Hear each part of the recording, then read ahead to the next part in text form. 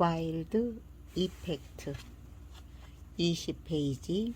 산이 높다고 명사는 아니다. 사람마다 자신만의 성격이 있다. 내 경우에는 어디에 얽매여 사는 게 도통 맞지 않다. 틀 안에 고정되어 매번 같은 일을 반복하는 일상은 견뎌낼 자신이 없다. 아무리 월급을 꼬박꼬박 많이 준다고 해도 버틸 재간이 없다는 것을 스스로 잘 알고 있다. 유 대표님은 가외나 장사를 해도 한 달에 300만 원, 회사원으로 살아도 똑같이 한 달에 300만 원을 준다면 뭘 선택하시겠습니까?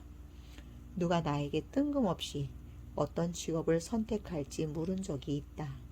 두 가지 종류의 일인데, 하나는 가외나 장사처럼 사람들과 관계를 맺으며 하는 일이고, 또 하나는 일반 회사에서처럼 서류 업무 등을 위주로 일한다면 어느 쪽을 선택하겠냐는 것이다.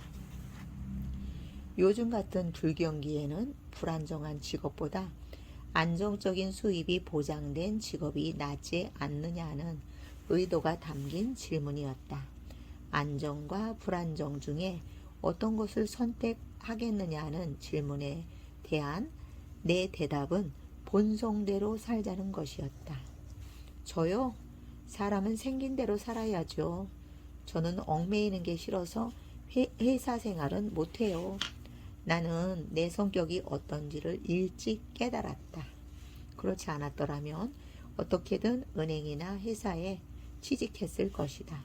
더군다나 대학에서 법을 전공했으니 고시 공부를 열심히 해서 그 분야에서 일했을지도 모른다. 약관의 나이였을 때는 그런 취업 노력을 해본 적도 있다. 그런데 너무나 답답했다. 골방과 같은 꽉 막힌 공간에서 책 속에 파묻혀 있자니 좀이 쑤셔 견디기가 힘들었다. 그때의 답답함은 단지 공부가 하기 싫다는 게 아니었다. 공부 자체가 싫었다면 대학도 가지 않았을 것이다. 그저 스스로 미래의 나를 틀 안에 가둬두려고 공부를 하는 게 마뜩지 않았다. 나는 꿈을 꾸고 자유롭게 일할 수 있고 스스로 결정을 내릴 수 있는 일을 할 때가 가장 행복하다. 누가 나더러 아직도 꿈을 쫓는 몽상가라고 손가락질해도 개의치 않는다. 지금까지 그래 왔고 그 덕분에 행복을 느낄 수 있으니 말이다.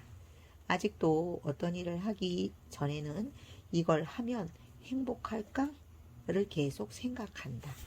그리고 계속해서 스스로에게 또 한 번 질문을 던진다. 과연 의미가 있는 일일까?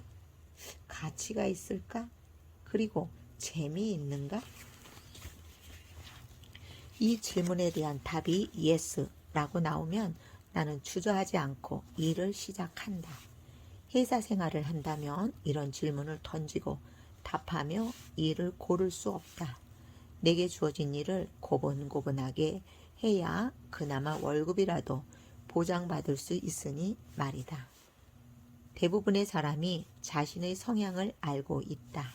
그런데 먹고 사는 게 급하다는 이유로 자신의 성향에 반하는 일을 할 때가 있다.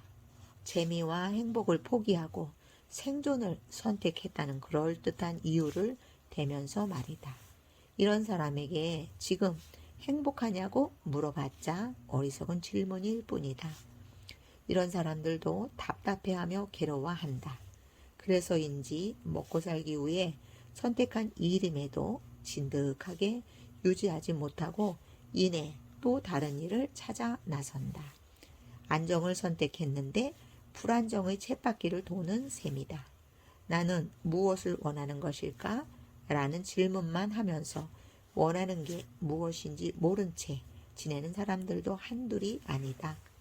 또는 취업을 비롯해 먹고 사는 문제가 급한 마당에 무엇을 원하는지 고민하고 꿈을 운운하는 것은 사치라고 면박을 주는 사람도 있다. 물론 당장 등록금 대출을 갚아야 하고 취업으로 생계를 꾸려야 하는 등의 고민은 쉽게 떨쳐낼 수 없다. 이들은 꿈을 꿀 여유도 미래를 설계할 시간도 없다고 깊은 한숨을 내쉰다. 현재 자신의 처지가 초라해 보이고 너무나 힘들어 때로 그냥 주저앉고 싶을 때도 있을 것이다. 자신을 둘러싼 환경이 너무나 안 좋다고 푸념하다가 치밀어 오르는 분노와 마주하기도 할 것이다. 평생 교육원을 운영하면서 수많은 사람들을 만나는데 새로운 배움의 기회를 얻었다고 크게 좋아하는 사람과 별다른 기대는 하지 않는다는 듯 심드렁한 표정을 짓는 사람으로 나뉜다. 심드렁한 표정을 짓는 사람과 이야기를 해보면 그동안 별의별 일을 다 했어도 자신의 처지가 바뀐 적은 없어서 역시나 하고 별다른 기대를 하지 않는다고 한다. 이런 사람에게는 제 아무리 뛰어난 강사가 유익하고 알찬 강의를 제공한다 해도 이렇다 할 효과를 기대할 수 없다. 그런데 새롭게 뭔가를 배운다고 좋아하는 사람들도 딱히 처지가 좋은 것만은 아니다. 단지 현재의 처지를 조금이라도 바꿔보겠다는 기대와 희망을 품고 있다는 점이 달랐다. 그렇다면 둘 중에 누가 더 배움의 효과가 클까? 배움의 기회를 얻었다며 좋아하는 사람은 분명 원하는 게 있다. 자신의 처지를 조금이라도 바꾸겠다는 생각, 자격증을 따 전문가로 성장하겠다는 분명한 꿈을 가지고 있다. 평생 교육원을 찾는 사람들의 대부분이 비슷비슷한 환경을 가지고 있다. 그런데 원하는 것의 유무에 따라 배움의 효과는 사뭇 다르게 나타난다.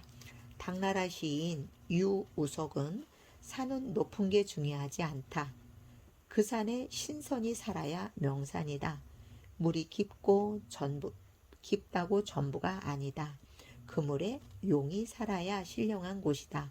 라고 했다.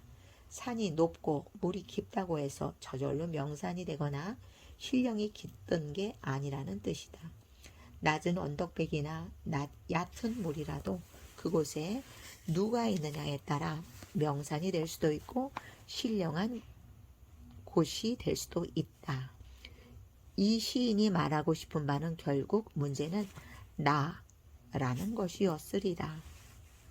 내가 원하는 삶을 충실히 꾸려간다면 누추한 곳, 즉 그다지 좋지 않은 환경에서라도 용이 될 수 있고 신선으로 바뀔 수 있다. 유우석이 한 이 말이 실린 누실명에서 누실은 누추한 공간이란 뜻이다.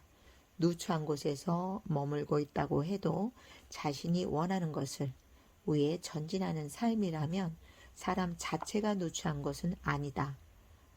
는 뜻을 담고 있다. 처지를 비관하기보다 눈에 보이지 않지만 분명 내 주변에 있을 기회를 찾아보는 게 낫다.